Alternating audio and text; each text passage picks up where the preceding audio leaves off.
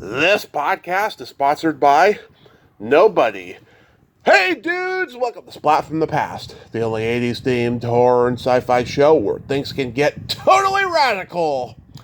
Now today I will be welcoming the gorgeous, the talented, the hilarious Debra Sandlund Stipe. Debra, of course, played Cindy, my favorite girlfriend of Danny Tanner's on Full House back in 1990. She did a 3-episode arc, and that was it for that character. But she has been on so many great sitcoms and TV shows in general. Oh my God, since the 80s. Oh my God, she was on Moonlighting, 21 Jump Street, Blossom, Parker Lewis Can't Lose. She was in one of my favorite canon films, Tough Guys Don't Dance, and I'm so excited to be talking to her today. She's had an interesting trajectory. You know, she was competing in beauty pageants, and now she has her own acting studio called Stipe Studio, and I believe she has an Airbnb as well, and it's going to be a great conversation today. Also, today is the 7th anniversary of when I recorded my very first episode of Splat from the Past on May 14th, 2017 with Diane Franklin. And tomorrow will be 7 years since it's been released. So I am so friggin' excited. This has been an interesting journey. I have come a long way, and I couldn't have done it without all of you out there listening. It's been an amazing, amazing experience, and I thank all of you. So yeah, here is my interview with Debra Sandlund Stipe.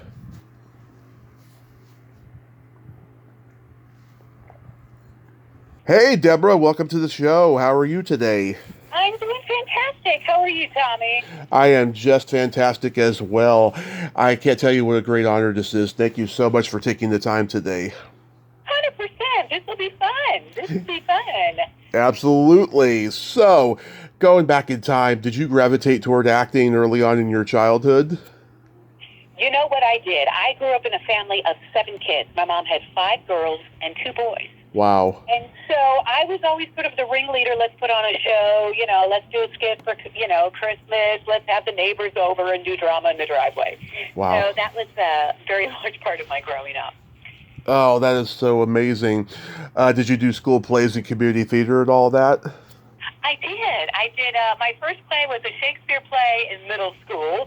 Midsummer Night's Dream. I was Cobweb the Fairy. Sorry. I was Mustard Seed. But then when I went to high school, what's funny is I did not make my first high school play as a freshman. But my director was so great. He pulled me aside. He said, don't give up. There just wasn't anything for you, but stick with this. And I'm so glad I did. He was an amazing director and taught me so much. I went to public high school, but just had, was part of a great program there, and then went on to study it in college. Wow. So, yeah, you're born and raised in Evanston, Illinois? You know what's funny is actually Wikipedia does not have that correct. Oh, boy. I was born in a small town, Geneseo, Illinois. I went to school in Evanston because Northwestern University is in Evanston, just outside of Chicago.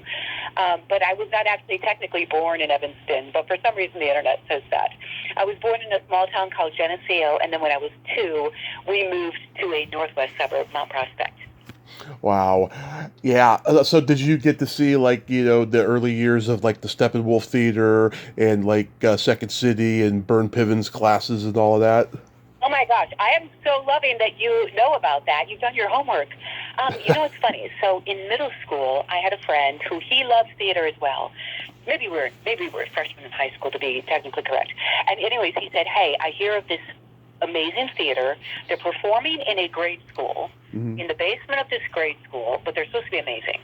So he and I went and saw the Glass Menagerie in the basement of this grade school in, I think it was Evanston, and it was John Malkovich, Laurie Metcalf, Gary Sinise, right? Did you not, doing this very, small production of Glass Menagerie that was, of course, incredible, and it was the birth of Steppenwolf.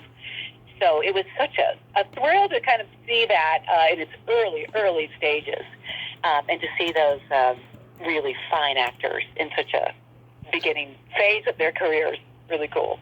Yeah, I've talked to so many people who are from Chicago and studied acting there. It's pretty interesting how, they've had such a theater scene like practically forever. Right, right. Yeah, it's a great theater town. It's really where I got my feet wet before I moved to Los Angeles. I loved going to Northwestern not only because it was a great school in and of itself, but had such great connections to the city of Chicago. Professional productions. Some of my professors were also professional directors. So I was able to get my SAG and my Actors Equity card while I was still in school. So it made the transition to adulting, so to speak, that much smoother. Very grateful. Let's see, I've talked to people who went to Northwestern. Like, who are your classmates? Oh, gosh. Craig Bierko, who's hilarious. Yeah. Dermot Mulroney. Yep. And then Julie Louis-Dreyfus was there just before I arrived. Wow. But it's kind of fun. She and I did an episode of a show called Day by Day. Yeah. Years ago. But yeah, so we just kind of were two ships crossing in the night. Gary Kroger. Yep, I know Gary. Brad Hall. Who else? James Call. I don't know if you know Jim Call. Great friend. Sounds familiar. Do you know Deborah Thalberg? Deborah Thalberg? I don't think so. Yeah, her and Suzanne Snyder, they were both there at the same time. And they were in that Rob Lowe movie, Class. Oh, yes. Sure. Yeah. Yes. It was being filmed like around the same time. Right. And then, some folks that did, other things. Eric Gilliland was a writer for Roseanne for many, many years. Right. Yeah. Yeah, it was a small world back then. Everybody knew each other. There was no internet. People hung out more, Exactly. In person. Yeah. Right. Did you compete in gymnastics? No, I did not. Okay. No, it's funny. When I was in grade school, I wished that I had been a gymnast.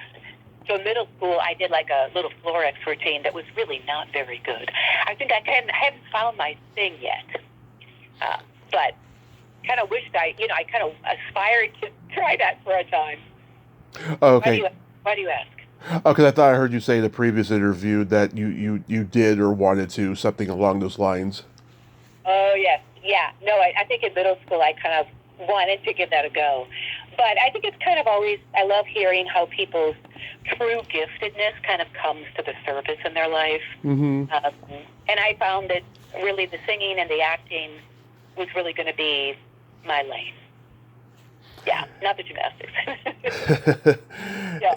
In 1985, you were in Hello, Dolly at the Marriott Lincolnshire Theater. That has to be a huge highlight for you. Oh, my goodness. You really have done your homework. The Marriott was a fantastic experience. And, there's nothing like learning what it is to do a professional show. How many days a week did we do that show? You could do it in your sleep practically. But it was a great cast. What is his name? So many great actors in it. There were two women that kind of owned that theater. Mm-hmm. And they were so good and so dearly loved. But, yeah, I learned just so much. Dominic Massini, I believe, directed that, who was from Northwestern. And then Mark Hobie was our dance captain. He's now the artistic director of the Paper Mill Playhouse in New York. Uh-huh. Very talented guy. Was that that was a great experience. Was that something you did just before you moved to L.A.? It was shortly before I moved, yes. How did the beauty pageants come about? You know what? That came about because I had this sort of itch to spread my wings. So I'm looking at New York and L.A. I'm seeing a lot of my peers having success in L.A. And I got wind of something called the Miss Hollywood contest. And I'd never really done a pageant before, but I thought, if I could be chosen as one of these 25 girls from across the country, I could be flown on their dime to Los Angeles, take a look around, and, kind of check it out. So I auditioned in Chicago, and I was chosen as one of the 25. Mm-hmm. Singing an operatic aria was my talent. So anyways, I went, and it really did prove to be a very beneficial trip, because I had a lot of fun. I met a lot of great girls. But while I was there, I interviewed with a lot of great talent agencies. Mm-hmm. And the one in particular, Harrison Goldberg, said, "We'll sign you. Let's give it a go for a year." So I came home and I told my parents, I signed a year contract with an agency while I was there, and I'm going to go back and give this a whirl. So that's what I did. Was it a good experience? You know what? It was a great experience. I stayed with Harrison Goldberg all the way until I moved to Atlanta. They were a great agency. They really kind of took a chance on me, because at that point in time, you know, I had done one National McDonald's commercial and a lot of theater, but I really had no film TV experience, which was not their typical client. Mm-hmm. So they took a chance on me. I think the fact that I'd gone to Northwestern, and they really respected theater. So yeah, I had a great journey with them. So what was 1 year, what a 1 year contract became a 7-year contract. You made your TV debut on the A-Team. That was a huge deal, obviously. How was that experience? Oh, it was just a blast, as you would imagine. So it's my first time on a show, right? Like on a Yeah. show. And you know, theater, you rehearse for 6 weeks. You know, it's a good rehearsal process. You know, this was so new to me, to be honest. You know, it's one rehearsal, you know, hit your mark, and it's lights, camera, action. So it was kind of a lot to assimilate for a young actress, but it was a great journey, you know, meeting Mr. T, and I was playing the Universal tour guide at Universal Studios. So it was a great first gig for me. Yeah. Yeah, Robert Vaughn and David McCallum were on there. It was kind of a tongue-in-cheek reference to The Man from U.N.C.L.E. Exactly. Good for you. Yes, 100%. Yeah. It was a great first job. This was the last season of the show. Did you get a sense that everyone was kind of, you know, tired of each other and they were ready to move on and stuff? No, I wouldn't say that. Uh-huh. Yeah, no, I mean, it was, you know, time is money on a TV set. So we were moving things quite along, but no, I didn't sense that. Okay. You know, I was very focused, and maybe missed some dynamics there. How does Tough Guys Don't Dance come to you? Well, that was, again, my second job in Los Angeles. And I remember the audition process. I thought, this is a very challenging kind of juicy role based on a real person, based on a book. I remember taking myself to a little coffee shop in UCLA, in Westwood there, near UCLA, to really read the novel and do my homework and go in really prepared. And I remember coming to the callback, and it was a chemistry read with Ryan O'Neal. I'd never done a chemistry read before. And, you know, I'm meeting Norman Mailer, and it was a whirlwind of an experience. I'm fortunate to have had it. I also would say that it was biting off a lot. You know, I wish that I'd had more television experience or film experience before I took on that role. They were so patient with me because I was assimilating a lot. It was also, to be honest, a darker film than I maybe would choose to do today. Yeah. But I learned a lot about the business. I learned a lot about myself. So it's part of my journey. I love this movie. 12 years ago, I dated a girl. We were in an open relationship, and we used to watch movies that had the theme of open marriage or cuckolding and all of that stuff, and she introduced me to this one. Now, I was aware of it because I'm a Canon Films aficionado, but I didn't see it until 12 years ago, and I've loved it ever since. It's just so... It's so riveting is what it is, and I love your character. How did you develop that accent? Gosh, you know, I worked on it myself. I think that I pulled up some videos, and then I think I had somebody on set, as I recall, that helped me. It's kind of funny. I've always been drawn to that Southern accent, but it's funny now that I live in Georgia because I'm surrounded by it. And there's so many various dialects of Southern, you've got so many variations of it. So it was great fun. It was a great challenge. It was great fun. And they gave you so many great lines. My favorite is, "You Yankees got tongues like tallywhackers." Oh, yes, I remember that one. Oh, my goodness. Good for you. I haven't watched it in years. It's got a tone all its own, doesn't it? Yeah, it's great.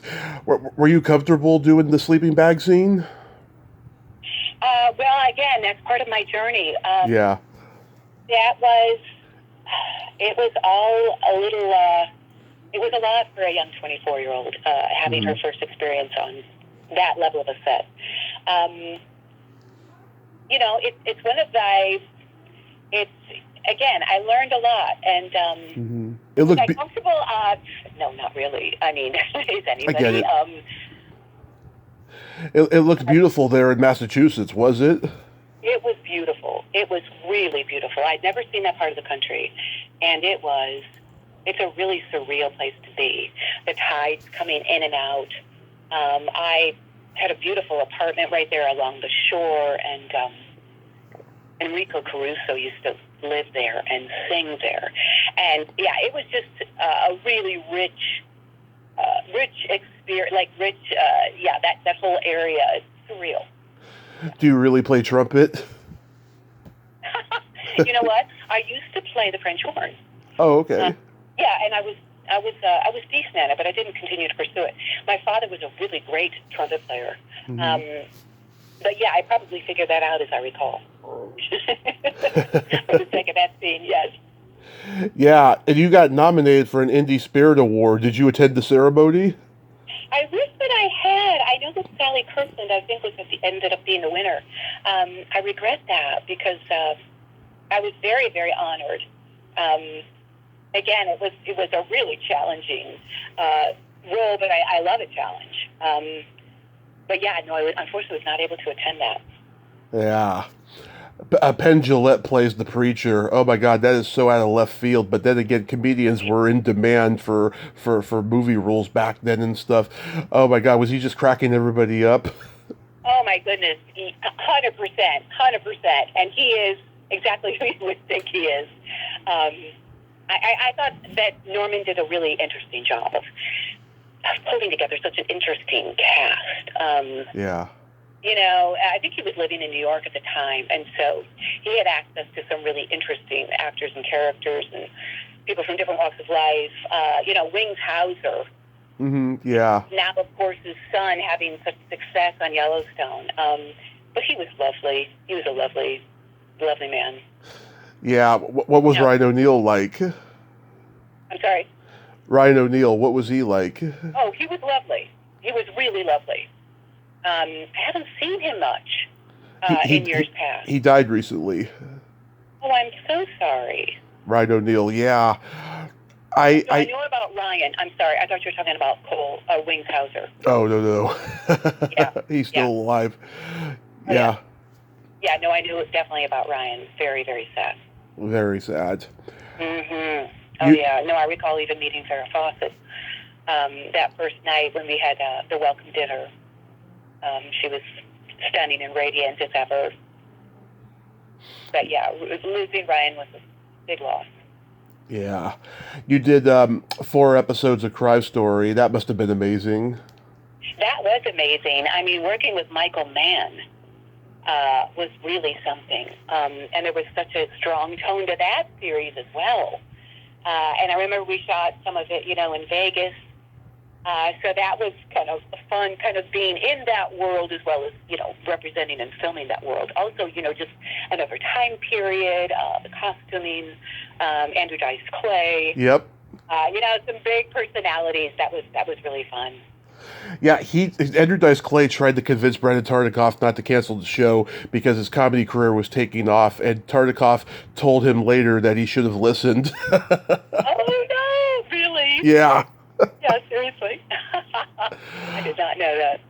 Yeah, one episode you were in was directed by Alan Meyerson, who's a founding member of the committee, the San Francisco improv group and stuff.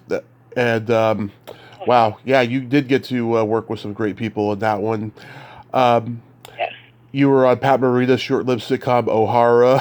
What was that like? Right, right. Oh my Yeah. goodness, you've done some digging, sir. You have done some digging. That was fun. I think I played a woman who would kind of go in disguise undercover. That was fun. Those are some legends. My friend Larpark Lincoln was in that episode. Do you remember working with her? Oh gosh, I'd have to look her up. I don't. Blonde girl, very beautiful blue eyes. Hmm. She Well, looks like Meg Foster. Okay. Wow. Yeah, she teaches acting in Texas. She's really, really awesome, but don't get her mad. Oh, okay. I'll remember that. Yeah. Rachel Ticotin was in that episode. She's very talented. Nice. Yeah, I'd have to go back and look at the archives to kind of some of those names I don't recall. I'm embarrassed to say. Yeah. I saw your episode of 21 Jump Street the other night. You play a whale biologist who likes Doug, but his high school sweetheart comes back into his life. Right? Anything stand out about that? Oh, that was fun. Deloise was really, really fun. We shot that in Canada, which was really a beautiful, beautiful spot. Stephen J. Cannell. Yeah, that was a whole lot of fun. I really liked her character. She was authentic, a little bit more grounded than some of the characters I've played. A little, more true to myself. But working with the animals was fun. One of the funny things about that was, I wanted to meet Johnny Depp. But wait, it was very cold on set, and they gave me a scarf of Johnny's. Yeah. And so when I was sort of cleaning out my honey wagon, I said, well, I've got this scarf. And they said, oh, just keep it. And I thought, okay. So I've got Johnny Depp's scarf. Wow, that's awesome. I know, right? I don't think he misses it. I think he's okay. Yeah. Oh my God. Did you meet Stephen J. Cannell? I did, which was, thrilling. With all he's done. Yeah, he was on set one day. But yeah, that was great. I really enjoyed that show. Yeah, he was a gifted man, gifted writer. Look at all the good work he did, Oh my goodness. Oh, what a career. What a career. The A-Team was one of them. Yes. Yeah, incredible. How was the moonlighting experience? Moonlighting was a lot of fun. I've been so fortunate to work with, people like Brian Dennehy and Bruce Willis and Terry Bradshaw. I just pinch myself sometimes, but Bruce was as charismatic as you would suspect, so relaxed, so himself, very encouraging. I remember him telling me, keep pursuing film. You've got something, which was so meaningful for me, as a young actress. Fun part, very fun part, undercover, coming in as sort of a daring spy. But yeah, that was thrilling. I didn't actually, unfortunately, I think I sort of passed Sybil Shepherd, but I didn't really get to converse with her, which would have been fun. But yeah, I had a great time doing Moonlighting. Loved it. Yeah, an actress I interviewed last November was in this episode, Stephanie Dunham. Do you remember her? Oh, I recognize that name. Yeah, she's a brunette, brown-haired, brown curly hair. She was on a lot of TV shows back then. Dennis Dugan, he was in that episode as well. He went on to direct after acting for a lot of years. Mm-hmm. You got to work with one of my favorite comedy directors of all time, and probably one of the best comedy directors of all time, Blake Edwards, on the Peter Gunn reboot pilot. Tell me about that experience. 100%. I remember coming to his studio office for the callback with the team, and he was lovely. That was such a fun. Peter Strauss, Northwestern graduate, but Blake was so professional and so much fun. I love that sort of time period, and he had such a good sensibility about it. So many great actors on that show. And that was just, again, such a fun character. But he was amazing. I regret that, Julie Andrews wasn't on set. Yeah. Because she is such a legend for me and an inspiration. But yeah, I thoroughly enjoyed that role. And Blake was, pinching myself getting to work under his direction. That was really, really a thrill. And his daughter, Jennifer, she's been on the show a couple times. And nice. She loves the fact that I love her dad's work. I mean, she really feeds off my energy whenever we talk and all that. It's stuff. And she's in the movie. She must have been great to work with.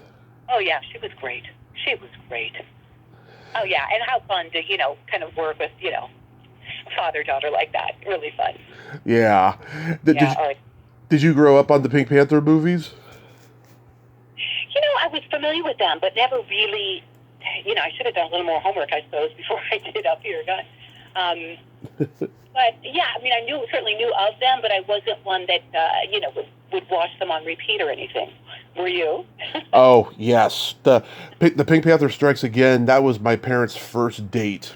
Back in '76, and that one holds a special place in my heart, and it's the funniest one in my opinion. But yeah, I mean, I watched all the Blake Edwards movies. I watched 10, S.O.B., A Fine Mess, so many different movies. Experiment in Terror with Glenn Ford and Stephanie Powers. That was shot in San Francisco, so I love that one a lot. So many of his movies, and even though he did mostly comedies, he also did dramatic stuff like that. He would stretch out versatility occasionally. Right. Love that. You got me now wanting to go back and watch some of those, because that's some great stuff there. Yeah, there's so many good ones. You worked with Paul Leader on Murder by Numbers. How was that experience? Oh, wow. You really did your homework. And I'm a true fan. Remember that. Oh, yeah, I know. It's amazing. That was fun. That was a nice, juicy role, and a really kind of fun, on your edge of your seats kind of thriller. Mm-hmm. The sort of twist of the plot there. But he was lovely. I don't know what he's up to these days. I don't even know if he's still alive, but I've talked to a few people who worked with him quite a bit. He used to like to cast the same people over and over again in a lot of stuff. But Jane Meadows was in that, and Ronnie Blakely, who's one of my favorite interviews I've ever done as far as icons go. She's wonderful. Yes, and also Sharon Belafonte. Sherry Belafonte, yes.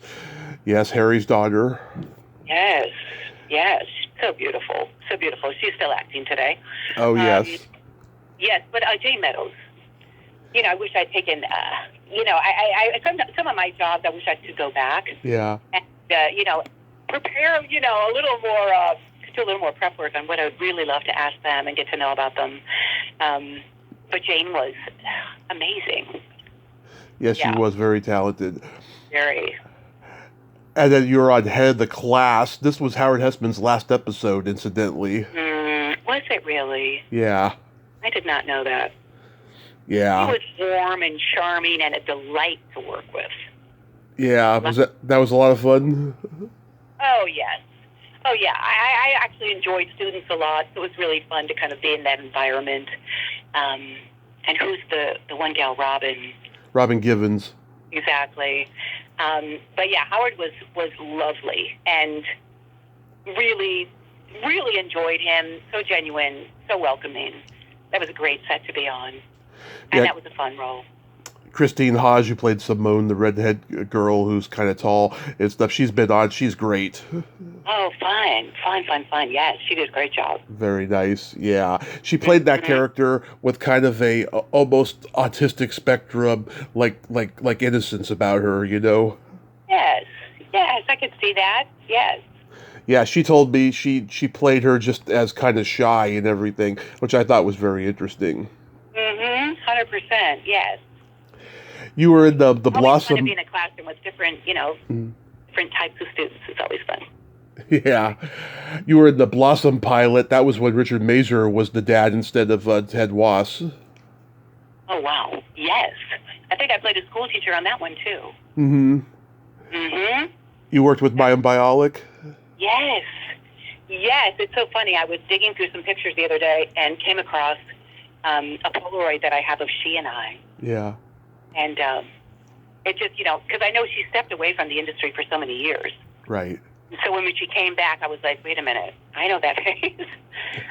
Yeah, she was such a talent. It was so interesting, her journey, that she would step away like that and then re-enter in such a successful, powerful way.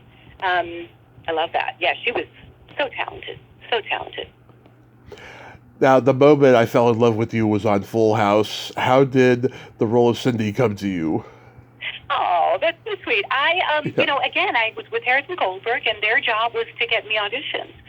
And so I had this audition for Full House, which is obviously a show I was familiar with. Mm-hmm. And I was engaged to my husband, so I was not a mother yet. But I remember going to the audition, and so we're in the waiting room, and they're pairing us up with different young actors so that we could go in as mother-son, right? Yeah. I meet this young boy, and I look at him, and I think, oh, my gosh, if I had a son, this would be it. I mean, because we resembled each other, and he was fun.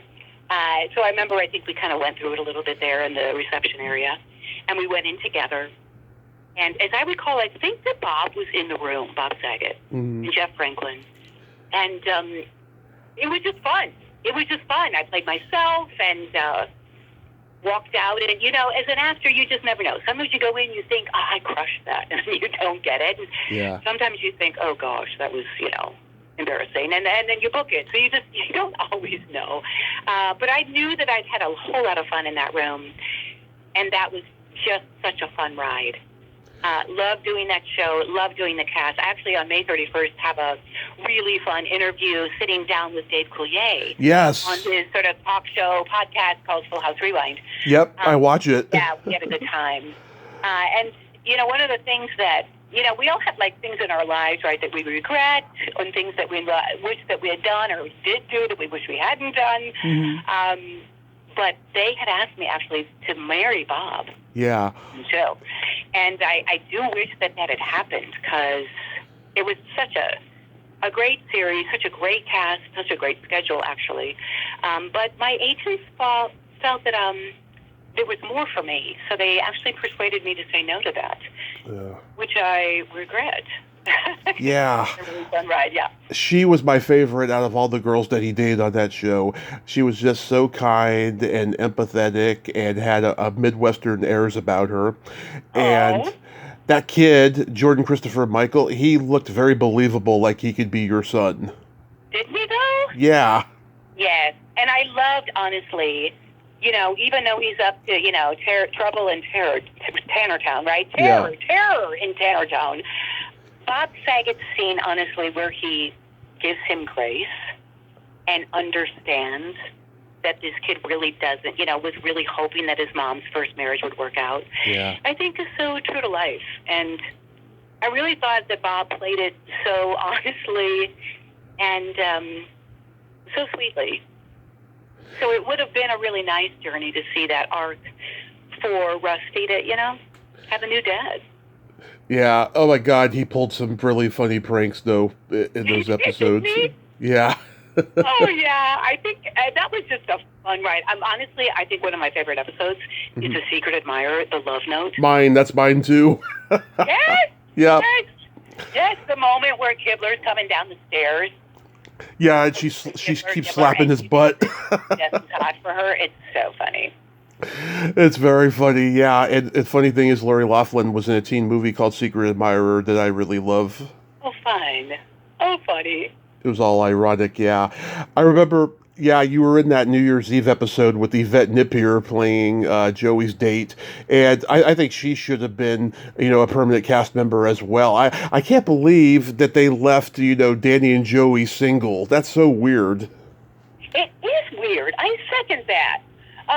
Because I loved her. And I thought that she and Joey had such a chemistry. Yeah. She was funny. She was down to earth. She was darling. And, of course, they wanted to get married, like in the one episode, right? And then they kind of came to their senses. But still, we wanted them together. And I don't know, did we ever see a resolution to their relationship? No. Okay, and we never saw resolution with Cindy either. Nope. It was weird. It really was. I guess it's just an example of what happens with, major network politics or something. I guess so. Well, maybe there's a Fuller House 3 to come. Yeah, I mean, there was an episode of Family Matters where there was this one-time character that was so hilarious. Even I recognized how hilarious he was from this episode being so memorable because of him. I found out later they wanted to make him a regular cast member, but one of the other cast members was like, "Hell no, I'm not going to have him on this show, and if you do hire him, I'm gone." And I was like, "Wow," it's like one of those things that happens sometimes. Oh my! Oh no, Yeah. right? Yeah. You know what? All ships rise, right? I mean, Right. I remember Michael Jackson would say, "Just surround yourself with the best people possible." So Yeah. someone's really good. Hopefully, they only make you look better. But Exactly. that's my role sometimes. Did Bob Saget tell dirty jokes between takes and rehearsals? I wouldn't necessarily say dirty jokes, but the jokes were flying. Yeah. I remember, I would mention this to Dave Coulier when we sat down. They were so welcoming, but also it's like you're walking into a family. Yeah. These guys have been together for, 3 seasons. This is season 4 by the time I arrived. And they were so close, but Dave and Bob had such a tight relationship.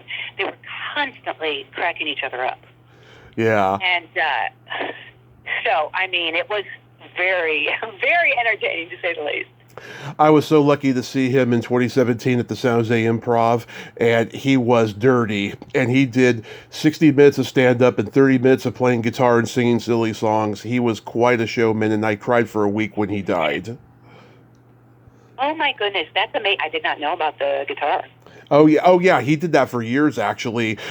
He would just pick up an acoustic guitar and just start singing these silly songs, and I don't even know if they were pre-written or he just made them up at the top of his head. But either way, they were hilarious. Oh my goodness, that's hilarious. I never saw his stand-up, which maybe it's just as well. I don't know, but I heard about the dirty jokes, but no, I think he kept it pretty clean. Yeah, Mary Kate and Ashley were around, so. Yeah, well, his 2007 HBO special caused a lot of controversy because he was just very smutty and filthy in that one. But it was funny though, But in this one, the one I saw him in, he was kind of tame compared to that one, So he did, take it down a little bit, but still, he was dirty in that show I saw. Right. Oh well, America's Dad had his moments. Yeah. How was the Parker Lewis Can't Lose experience? Oh my, that was fun. Gosh, I can hardly remember who I played in that. I think it was another school teacher. Yes. Destin, yes. I think someone had a crush on you. Yeah. Yeah, fun cast. It's funny because my mother was a school teacher, my father was a principal. Mm-hmm. And I have been an acting coach on and off over the years, so maybe there is a little bit of a teacher in me. But yeah, that was a great cast. That was a fun show. It was a good episode, too. You got to work with Melanie Chardoff. She's another favorite guest of mine. She's wonderful. Good for you. You've had a lot of fun folks on here. That's great. I've been so blessed, yes. Today's the 7th anniversary of when I recorded my first interview, and tomorrow will be the 7th anniversary of when it first aired, so... Oh, my goodness. Yeah. Good for you.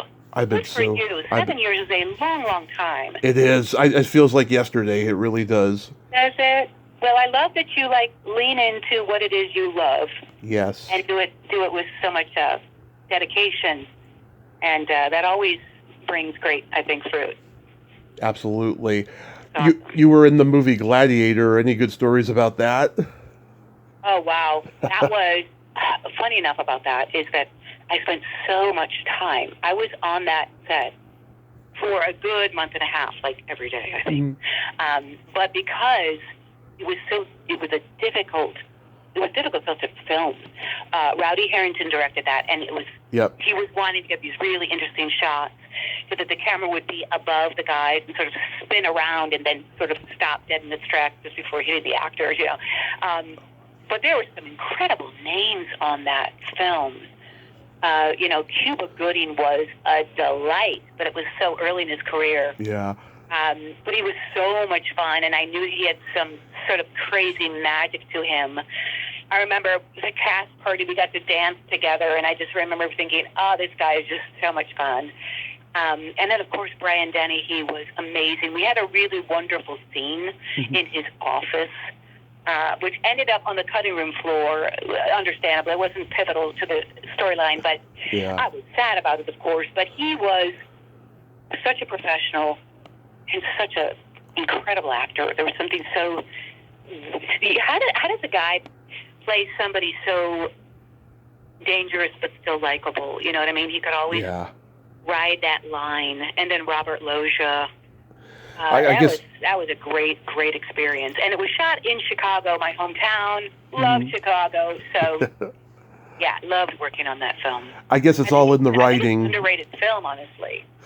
Yeah, I guess it's all in the writing, how someone could play a dangerous character and make it so likable, or just personality, Mm-hmm. Yep. He had that sort of mischievous but winning smile about him. Yep. So did you take a break from acting for a while? You know what? I kind of did. It's interesting. So we after I did Full House, my husband wanted to start a business in Atlanta with his sister, and Atlanta's a great place to be, but also his whole family had migrated here. Because he and I actually both grew up in the Midwest. We grew up in the same church, would you believe it or not? But I moved out to Los Angeles to pursue acting. He moved out there to work for a bank. And we knew each other from the church we grew up in, but never were really friends. But I knew his family, he knew mine. So anyway, we ended up moving to Atlanta, and it was a hard move for me. I sort of felt like, okay, I guess I'm letting go of his career. But we'd had our daughter by then, and I do think your priorities shift when you have a child. So I was trusting, maybe God has something else for me. I don't know. So we moved to Atlanta. Loved being by family. Loved being a mother. We had our son.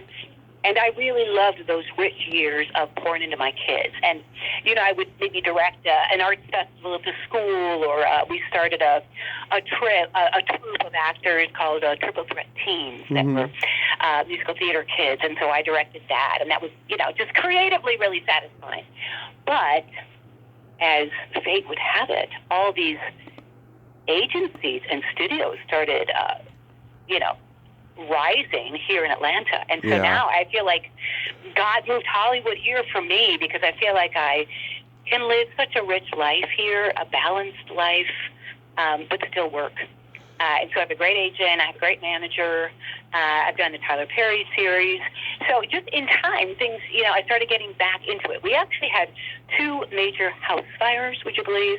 And so kind of taking a break from the industry was helpful as we sort of got our feet back on the ground.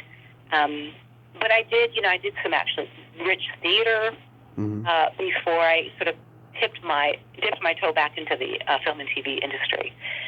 Army Wives was sort of my first venture back into to working professionally. Yeah, when the strike happened in '88, a lot of productions started going up to Canada because of the tax breaks and everything. And now Atlanta has really become the place. I mean, Canada still has it, but not as frequently, I think. Yeah, I think Atlanta's been a really, really great spot. And more things keep coming here. I've loved it. Will Trent is a great series that's filming here. They just were picked up for another season. So lots going on. Yeah, how long have you had the Stipe studio for? That was a funny, amazing journey. When my daughter was 12, just doing shows, again, like she kind of grew up like I did. She and her brother loved doing shows, my son Walker. So when she was 12, she said, Mom, let's put on a show, and I will direct it. And let's get the neighbor kids to be in it. So we printed out these little flyers, we put them in the mailboxes of our neighbors, and she directed The Wizard of Oz in our living room. And we invited all the neighbors to come and watch it. We rehearsed for 1 week, and then Friday afternoon was the show. And it really birthed Stipe Studio. She is a very gifted singer-actress, but she's also a phenomenal director. And so over the years, we would continue to do this every summer. And it became like this great entrepreneurial venture for her. And I was right there alongside her. And my husband is an entrepreneur. And so he was sort of like our mentor, which was great. And so it became not only a summer venture, but then after she graduated from college, it became a full-time gig. And so we not only helped guide kids for auditions for their musicals at school, we would teach one-on-one voice lessons, we would help kids get TV film agents, but we also created an original comedy series called Life at Stipe. Because the kids that would come to the studio, they would say, I got Stipe after school, I'm going to Stipe.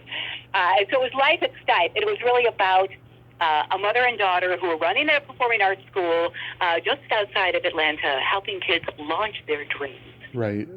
So we had a really good time. What was great about it is, I mentioned my first episode on the A-Team, and I felt like, gosh, I'm kind of being thrown into the kettle here without a whole lot of TV film experience. The reason we did that Life at Stipe series was not only because we thought it would be great fun, but also was so that our students could have an opportunity to be on a set before they booked a real professional job. Mm-hmm. So we shot 4 episodes, and we were in it alongside our students, and we had a lean crew, but we shot 4 episodes, and I think it's on YouTube. But we had such fun, and it was a really fun series. So that was, but so anyways, so Stipe Studio right now, during COVID, we kind of pivoted the studio to allow really all of us to pursue our own personal careers a little more fully. So we still have Stipe Studio, we still create things from time to time, but we, for the most part, independently coach students. So I still do some of that. I still love it. I think there's a natural coach, mentor, encourager in me. Mm-hmm. So, if I have a friend or a particular student that's very gifted, I like to walk them through the journey of, entering the business. That is so awesome. Do you get satisfaction teaching that you don't get when you're acting? I do. So many times when I'm acting, I love being part of a team, and I think that I'm a good team player. Mm-hmm. But I think that my nature is an encourager, mm-hmm. and I love to be able to create a safe space for a kid to really find their voice and find their talent and see what makes them special. Because I really think identifying the essence of an actor is so important, especially when they're starting, so they know how to kind of market themselves. Are you the bully? Are you the best friend? Are you the woman with the heart of gold? And I've mentored adults as well, but I really enjoy that process. Yeah, I find it very satisfying. Oh, that's wonderful. And you also have an Airbnb? We do, yes. We kind of live right next door to a really wonderful historic mountain town by the name of Dahlonega, mm-hmm. Which a lot of people have a hard time saying, Dahlonega. But Dahlonega, Georgia is a charming town. There's a university there, lots of waterfalls and wineries. So we have 9 Airbnbs in Dahlonega, Georgia. And some are tree houses that are super cool, and we've got a beautiful log cabin. But we run it, my husband and I, we've got a small team that works with us, and we love it. I've kind of created a little bit of a web series called Talk of the Town. And Talk of the Town is where I have just fun interviews with small business owners from the town to kind of, learn what they do and share with our guests and visitors, where they should come, where they should eat, where they should have great experiences when they come to town. So that's been a kind of a fun outlet for me as, host and somebody who likes to do that sort of thing. That's been a fun part of my journey with State Dahlonega. You have mostly married couples staying there? Oh, we've got all kinds. We've got people that have eloped and people that have proposed at our places. We'll occasionally have bridesmaid parties because we've got one place that sleeps 10. We've got other places that sleep 2. We've got families that their kid has always dreamed of staying in a tree house. So we've got all kinds of guests, and we love that. Oh, that is so awesome. Yeah, it's really fun. Do you have anything upcoming? Yes, I have a beautiful film that I was in called Bob Trevino Likes It. It premiered at South by Southwest. And I got to play with French Stewart and Barbie Ferreira. Nice. Barbie Ferreira is from Euphoria and a lot of other great projects. She is so fantastic in this film. And it did really, really well at South by Southwest. I don't know exactly where it's going to first play to live audiences. Where you can stream it or watch it or go to the theater. All of that's still in the works, but it is a beautiful film. It stars also John Leguizamo. And Nice. John is so warm in this film. I know he's played some rascals in his day, but you will love him in this movie. Oh, that's Directed awesome. by Tracy Lehman, who is an up-and-coming film director. This is her story. She wrote it. Fantastic director. I can't say enough about Tracy. Her star is really rising. Beautiful human being. Oh, that was a lot of fun. John Leguizamo, a barrel of laughs. Oh, he is so much fun, but also just a genuine soul. Mm-hmm. Yeah, he was fantastic. Oh, very funny guy. You're going to love him in this. You're going to love him in this. He's a scream, yeah. Yes, he is. He is. So real quick, we got to play my secret silly game. This is a series of silly slumber party questions. It's no win or lose. It's just pure fun. And Okay. how the game works, Deborah, is I ask you the question, you answer it, and then you ask me that exact same question and I answer it. And feel free to comment on the answers because they might be funny. Okay, awesome. Sounds like fun. Deborah, are you ticklish? Oh my goodness, yes, very. I don't enjoy it. I get mad. Are you ticklish? I enjoy it if it's consensual, but if you tickle me without warning, I might hit you in the groin. I understand. I 100% understand. What's your favorite part of the body? It could be anything. Oh my. Maybe the eyes. Yeah, that's a popular one. Yeah. Mine is... And I have to ask you. Yeah. Mine is the belly button. Oh, funny. Yes. Innies or rowdies, it doesn't matter to me. Okay. Good for you. What color are your toenails painted? You know what? I don't color my toenails. Really? I don't. I've maybe done it twice in my life. I don't love my toes. I think it's all those years of dancing. I'll wear sandals occasionally, but I don't make the effort to paint my toenails. What color are your toenails? A light purple. Oh my goodness, good for you. Yes. I've been painting my toes since I was 13. Is that right? Yeah. Well, good for you. What fun. What fun. Yes. What a color. That doesn't surprise me. What would you say is your best personality trait? My best personality trait, I think it might be my positivity. I took a little personality test, and that became that was my number one trait, strength, I guess you would say. And I don't know that I even knew that about myself. And so I remember talking about it with some close friends of mine, and they're like, yeah, duh. So I guess I was encouraged by that. But I'm thankful for that. I guess it's, I can't take much credit for it because I feel like it was just sort of the way I was wired. But what would you say is your best personality trait? I have empathy, and I have no filter. Well, with this brief conversation, I would testify to that. Because I do sense your empathy, but I also think that you're willing to talk about just about anything. I am. I'm a Gemini. Oh my goodness, well, so am I. How do you like that? Yes, June 6th is my birthday.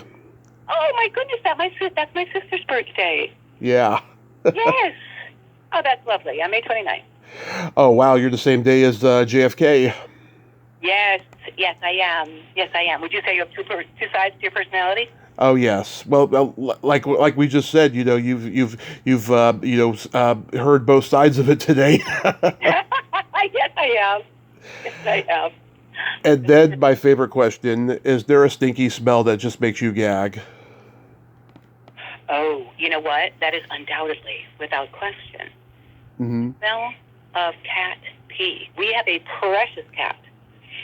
But when we first sort of adopted him, he was living in the woods on our property. And he hadn't been, what do you say, like spayed or something, I think it's the word. Mm-hmm. And it was just awful. And I feel like I have a strong stomach for bad smells. And this one was just the worst. So if he had any accident, I couldn't even, it was just out of the house in the trash. But then we took care of it. We had him, whatever, and that removed the smell. So now I love him. Now I love him. But that was the worst. How about you? What is your worst smell? Either farts or feet. Oh, well, those are good ones. The classics. Yeah, you have no filter. Those are really good ones. Yeah, the classics. Yes, the double F. Yes. Farts and feet. Deborah, you are amazing. Thank you so much for coming on today. Oh, you are so welcome. I'm really glad that we could work it out. And thank you for taking the time to do such homework on my career. I'm so fortunate for all the experiences I've had. And I see it as a gift from the Lord that I've had the career that I've had, and just grateful for even that this next chapter, maybe my best chapter, I feel like life isn't over, and so thankful for everything. Yes, I've always loved your work, and you're still gorgeous, and I'm so glad that you're living your best life now, and I hope you have a great rest of your day, and be safe out there. Thank you so much. You take care of yourself, okay? Thank you, you too. You bet. All right, bye-bye now. Bye-bye. Well, there you have it. Debra Stipe. Ain't she a sweetheart? Oh my God, what a great lady. That was a fun conversation. And we're both Geminis, you know. That is so awesome. She's got the JFK birthday, and I got the D-Day birthday. Oh, life is so precious and wonderful and full of surprises. Well, until next time, this is Tommy Throwback Kovac saying, there's no shame in living in the past because the present sucks. Later, dudes.